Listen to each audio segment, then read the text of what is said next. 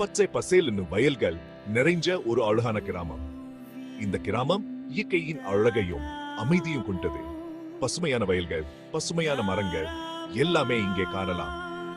அந்த கிராமத்தில் தான் இருந்தான் நம்ம கிருஷ்ணன். கிராமத்தின் மத்தியில் அவர் ஒரு முக்கியமான மனிதர்.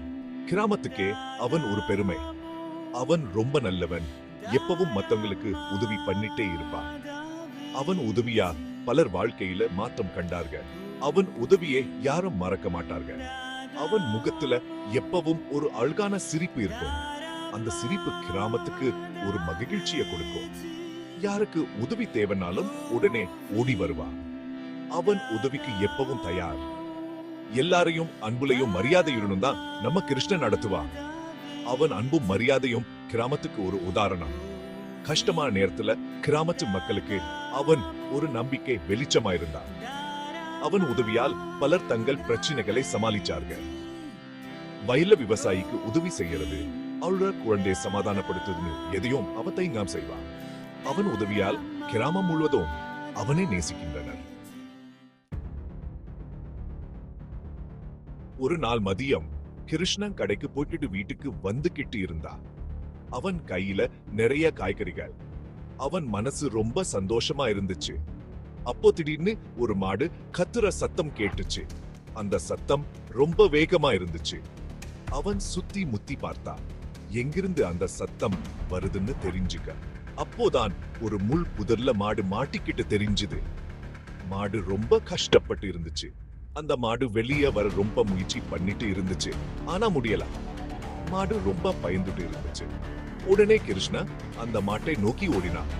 அவன் மாட்டை காப்பாத்தணும்னு முடிவு பண்ணினான். அந்த மாடு ரொம்ப பயந்து போய் வலி தாங்காம தலைய ஆட்டிக்கிட்டே இருந்துச்சு.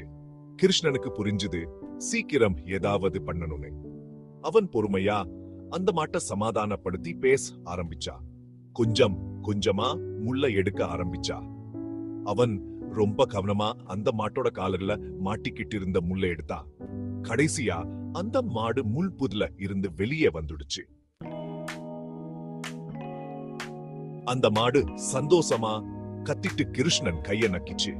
கிராமத்து மக்கள் எல்லாரும் கிருஷ்ணனோட தைரியத்தையும் இரக்கத்தையும் பார்த்து பாராட்டினாங்க.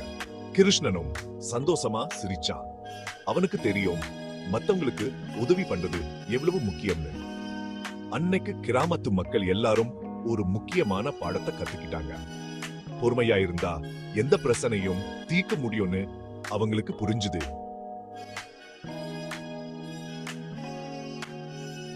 கிருஷ்ணன் பத்தின கதை அந்த கிராமம் முழுக்க பரவிச்சு.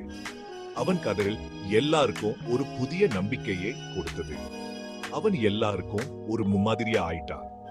கிராமத்தில இருக்கிற எல்லாருக்கும் அவன் ஒரு வழிகாட்டி மாதிரி இருந்தான். சின்ன சின்ன உதவிகள் சூட ரொம்ப முக்கியம்னு அவன் நிரூபிச்சான்.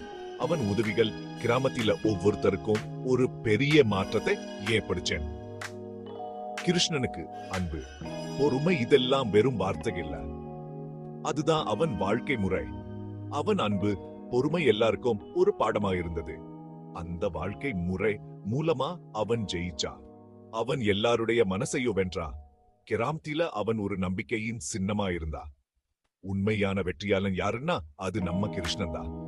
அவன் வாழ்க்கை எல்லாருக்கும் ஒரு உதாரணமா இருந்தது.